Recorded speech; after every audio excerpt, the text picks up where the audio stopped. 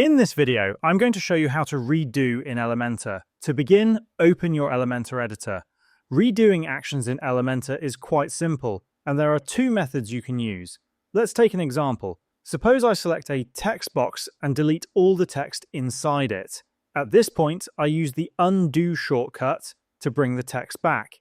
Now, if I want to redo my action so that the text gets deleted again, I will use the redo shortcut. On Windows, press Ctrl, Shift and Z together, and on Mac, press Command, Shift and Z together. Doing so will redo your last undone action, in this case deleting the text again. There is also another way to redo actions in Elementor. Click on the Elementor logo at the top left-hand corner of your screen, and from the drop-down menu, click on History.